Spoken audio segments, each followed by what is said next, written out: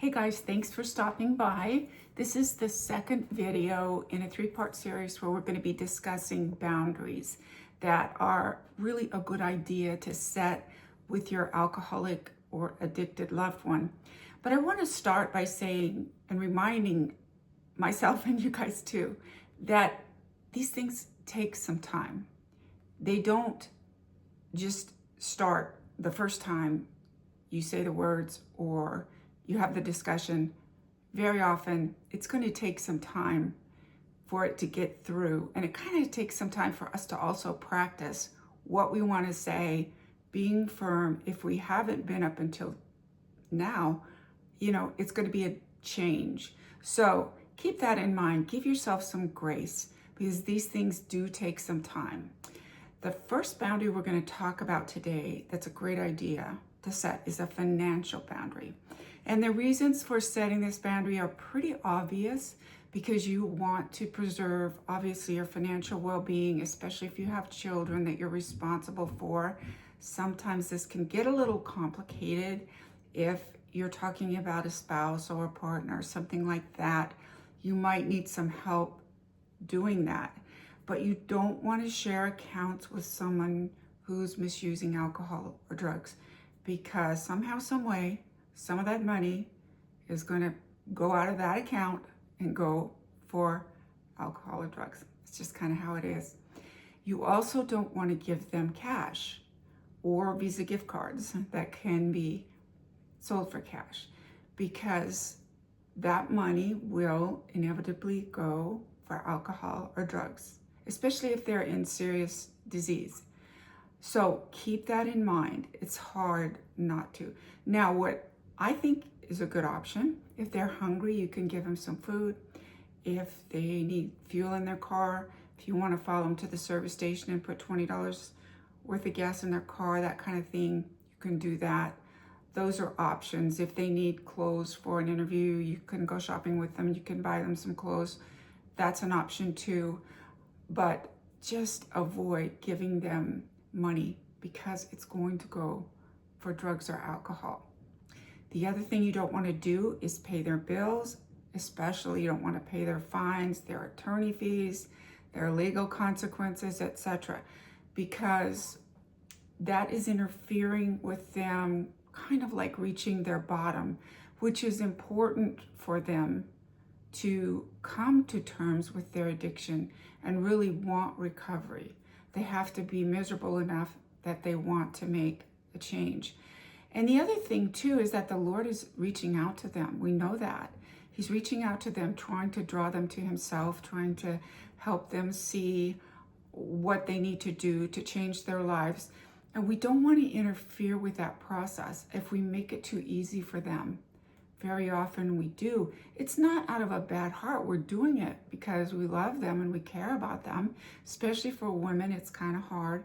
But it is really a boundary that we need to at least grow into enforcing with regularity. And there's things you can say. I don't participate if alcohol is involved, or I've chosen from now on not to participate if alcohol is involved. Whatever the case may be, whatever you think you need to say, but keep it short and sweet. Don't debate, don't argue, don't get pulled in. That's easy to do.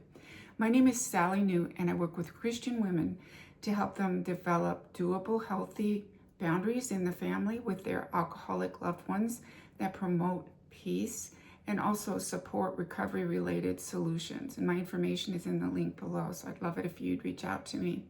The second boundary we're going to talk about today is a time and availability boundary. These relationships are kind of funny. For some reason, it's like our time is their time, our money is their money. No, that's not how it works. Your time is your time.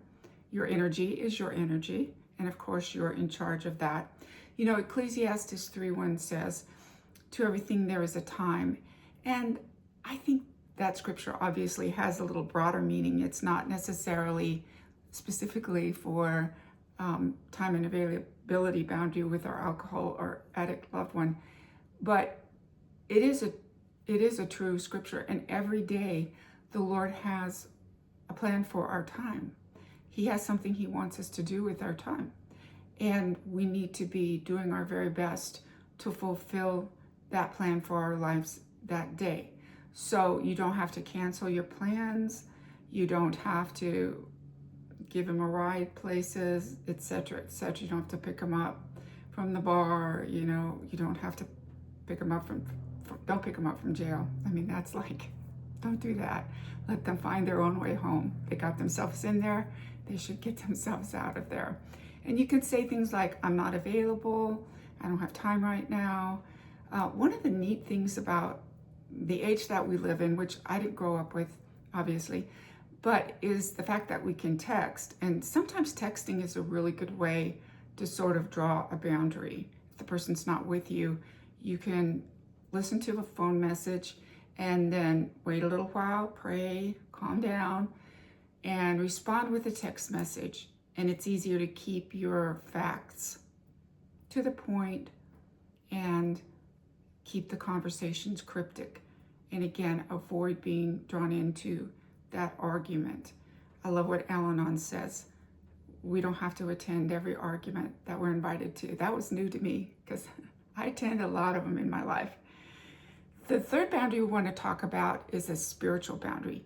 This is probably, for me, kind of the hardest one to set, and I think for most women, because first of all, it's a little bit vague. It's a little less delineated than money or time is, but we do need to set it because we need to be working on our own walk with the Lord, and we need to allow our loved one to work on their walk with God. Their consequences are their consequences. Their higher power is their higher power. Their walk with the Lord is their walk with the Lord. Now, hopefully they know the Lord already. They might, and that's always a good thing. But if they don't, that's okay too, because God's always reaching out. He loves all of us, and he's reaching out to work with all of us. So he's reaching out to your loved one just right where they are and trying to draw them to himself. You want to refuse guilt-based manipulation because that's so easy to get drawn into. If you were you call yourself a Christian. I've heard that before. If you were a good Christian, you'd do this or you'd do that. Or if you were a good mother, or if you were a good sister, or if you were a good daughter, or if you were a good niece, or whatever the case may be, good friend. It goes on and on and on.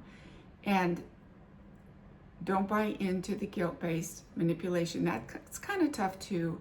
And that's a skill that you need to develop, is just to strengthen that boundary so you don't have to waste time feeling guilty for not doing everything that they want you to do. One of the things I learned in Al-Anon that became very just profound to me are the 3 C's.